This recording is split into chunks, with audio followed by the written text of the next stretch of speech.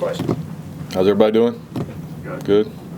All right. Coming off bye week, got back on the practice field yesterday. It always speeds up a little bit with the Friday game, and so adjusting to that part of it. But I thought we had a good work yesterday.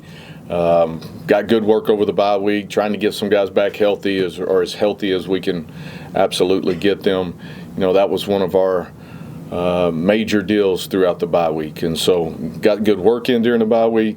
Got to really focus on fundamentals and techniques and doing some different things, and then trying to get healthy and allow them some time to kind of rest a little bit too, not just physically but mentally. They've been through a lot up to this point in the season, so had a good week with that. I thought they came back fresh and ready to go yesterday. Had a good week. Got a big opportunity this weekend. Got a tough opponent coming in. Cal coming in here 5-2. They're playing really well. As you look at them, the quarterback slinging it around the field. They're big up front. 21's elusive in the return game as well as a receiver. They find different ways of getting him the ball, but they do a good job with that. You look at them defensively, very difficult to throw the football against. I think they're fourth in the conference right now in pass defense. I think fifth overall in total defense. So they do a really nice job over there. So we know we've got a great test. Coach Wilcox has done a tremendous job there, and I've got a lot of respect for him and what he's done while he's been there. But looking forward to being back home, playing in front of our crowd. Everybody coming out on a Friday night. It's going to be a little bit cooler, I think, from what it looks like on the weather. So bundle up a little bit. We got 25 years of Sandman that we're celebrating, as well as we got Breast Cancer Awareness Month that's starting. So we want to honor those that are fighting it right now and those that have survived it. So we got a lot of things going on this weekend. I look forward to our crowd showing up and really being that X factor for us as we get going this weekend. With that, I'll take questions. A little more specifically, what has impressed you about that quarterback in this passing game? He's young, but he does a nice job of getting the ball out of his hands. He's got a good quick release to him, even as a left-hander. Usually lefties are a little longer in their motion. He does a nice job of getting it out. He's got a lot of pop to it. Kind of gets through his progressions pretty quick. Again, as a young quarterback, I think he's got a really good handle on what they're doing. He's got good weapons around him. And we're going to have a great test in front of us, especially with all the different changes that we've had defensively. And so we got to do a good job of trying to get him off his spot and making him feel a little bit more uncomfortable. With regards to your passing game, Thomas Williams went down. We didn't ask you about him last week. Is that looking like it's a long-term thing? That looked like it might have been more serious when it happened. Yeah, he's just like all of our guys. He had a good week during the bye week as far as trying to get healthy, and I think he's trending the right way. We'll see how the rest of the week goes, but it's kind of a day-by-day type deal for us, and we'll keep monitoring. But I can promise you he's trying to get back. But it wasn't like a season-ending. No. It looked like it had the potential to be. Yeah, it wasn't season-ending. David. I want to ask you about how did you evaluate the offense during the bye week? And are there any changes that you feel like you wanted to tinker with to help it be more efficient? Yeah, I think more than anything, it's the consistency of it. I think we show flashes. We just haven't been consistent enough. We've run the ball at times pretty well. We've had some explosive runs. I think it helps us when we're more healthy, depending upon what guys are in the backfield, what guys are up front, what's going on within the transition of it all. From the passing game standpoint, kind of some of those same variables to it. And so we know we got to be more consistent. We got to stay balanced. And I think we've shown flashes of really good things, and then we've got areas that we got to absolutely grow in. Yeah, because I believe Kyron had faced pressure on 107 dropbacks through 7 weeks, and you didn't want a quarterback having to deal with that type of pressure. So anything you work with him on, maybe getting the ball out faster or protection detail to make sure he's not facing that type of pressure on a consistent basis?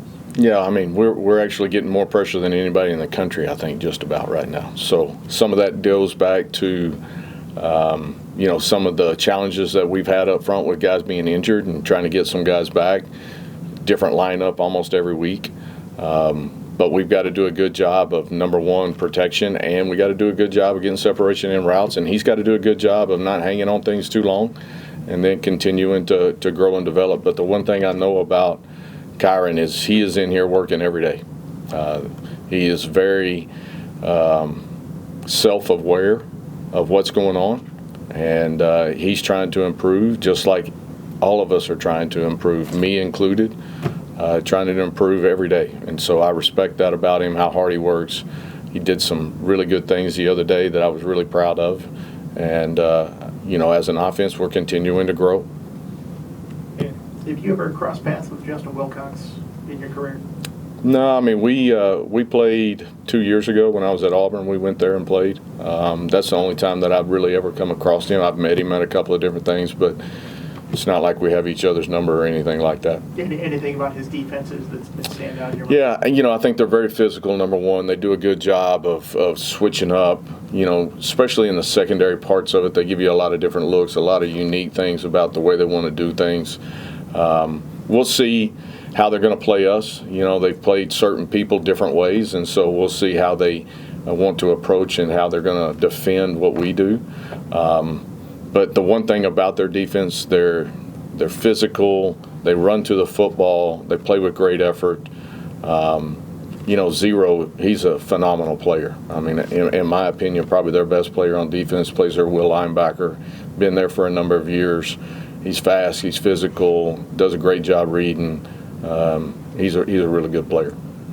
You talked about the players being able to take a step back last week, kind of, get their minds caught up on everything. What about the coaching staff? I mean, it was a pretty drastic change for you guys mid-season. You had to hit it on the run like that. Does this allow you to step back and maybe take a breath?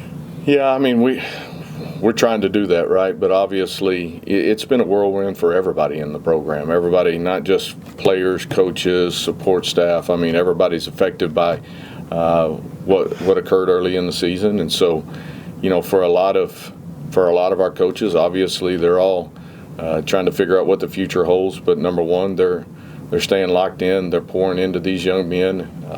I think we as a staff, we as a team, we're all in. And these guys, I think, understand that, and guys are working at that level, and coaches are working at that level. So from that standpoint, yes, it's been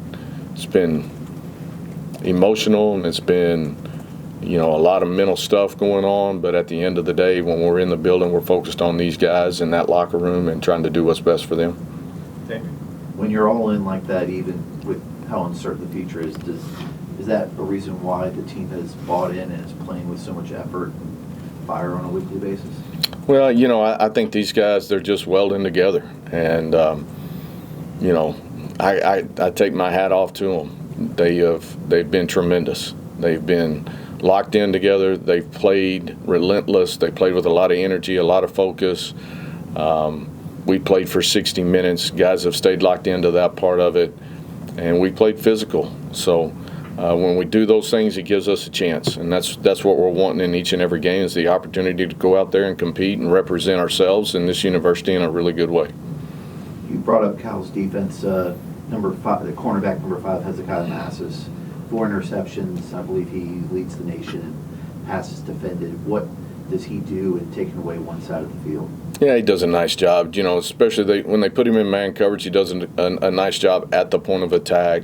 They give you so many different looks in the secondary parts of it that you may think it's this thing, and then all of a sudden it turns into something else. And so you got to do a really good job of seeing what you see, trusting what you see, and then reacting to that. But he's a good player. He's got some length about him. Does a nice job in whether he's playing on top of it or in some type of trail technique, and does a nice job playing the ball in the air. So we got to know where all of those guys are, but especially where he is. Dave, you were talking a little bit about the linebacker, Cal's linebackers earlier, number 0.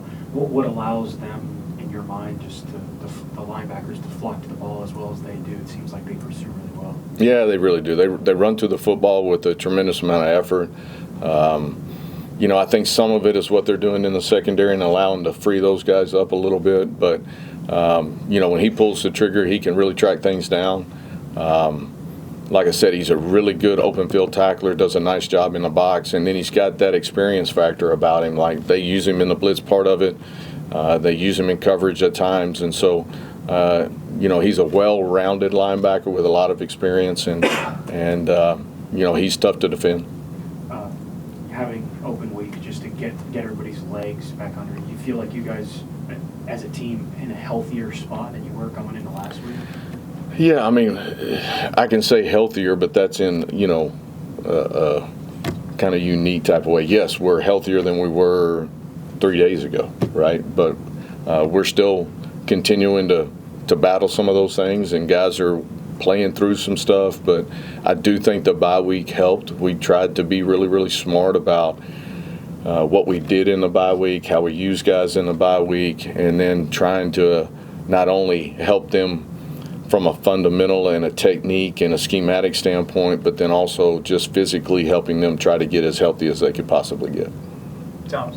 On that front, are you hopeful that you'll get Cam Sultan back for this upcoming game? Yeah, we hope so. I mean, hope I get all of them back, right? But hope we get him back, and all those guys are trending in a pretty good fashion. So we'll see how each day goes, and it'll be a day-by-day type of scenario. But he was trending. He practiced well yesterday, so we'll see how he carries that through. Very good. Andy, then we'll go to Zoom. Kobo was previously on injury reports. Didn't see him on last week's. What's his situation right now? Yeah, he's still day-to-day right now, and we'll keep monitoring his injury and see where he's at, and hopefully we'll get him back soon. But I think he's trending well, but at this point, not healthy enough to play as of last game. Let's go to Zoom for a couple. On Zoom, please use the raise hand feature to ask questions for Coach Montgomery, and we'll start with Steve, please. Coach, you said there you might have had a second or two or a minute or two to breathe with the bye week there. Was there any time between either you and the other coaches, or you were talking to the Players Council or the players in general, that said over these last 5 weeks that there's something fundamentally different that you'd like to see out of the team, or they said they want to see out of themselves down this stretch? I've been really, really proud of how hard they play, how relentless they've played. We've got to be more consistent across the board in all three phases. But, those guys they're giving us everything they got each and every day. And when they step out on that field, they take a lot of pride in what they're doing and how they're doing it. And so our leadership council has been great. Those guys have done a tremendous job. And we got to continue to lean on them. But I've been proud of that part of it, just the effort and the attitude and the focus that they've had with everything that has gone on. And just a little bit over on that also, with these last several weeks, has there been, was there any kind of change in, you said that the team's always been cohesive, but has there been, did they have a big adjustment in your mind that they had to make with the changes that were made and with the coaching change at the top? I mean, they've had a ton of adjustments that they've had to make, but they have done a good job of staying focused on what they can control and staying focused on keeping our team as connected as it has been. And again, I think that goes back to, number one, the leadership within our locker room, and then the leadership on the coaching staff of guys just pouring into these guys and understanding, hey, we're all in this together, and we got to continue to keep battling and grinding and working and trying to improve each and every day. Okay, thanks, Coach. Any final questions on Zoom? Okay, Travis. All right, last one here. What do you think of Friday night games? It's kind of historically a high school football night like that, but I imagine it doesn't disrupt your schedule as much because you had the off week prior to this. But what do you think of playing these in kind of a showcase spot? Yeah, I mean, when you go back to when they first started playing them, I was like, I don't know, it's kind of reserved for Friday night football, high school football. Nowadays there's football on every night of the week. I mean, even the NFL, how many games were on last night? 3? 2? I don't know. But Monday night was always just one game, and everybody watched the Monday night game when you were home to do that. And so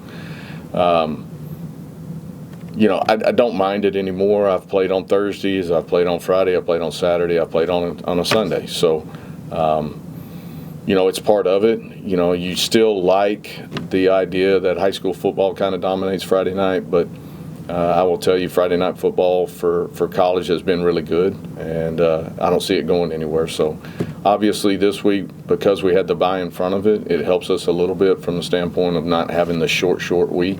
Obviously, we had to change a little bit because we practiced yesterday, which is normally not a practice day for us.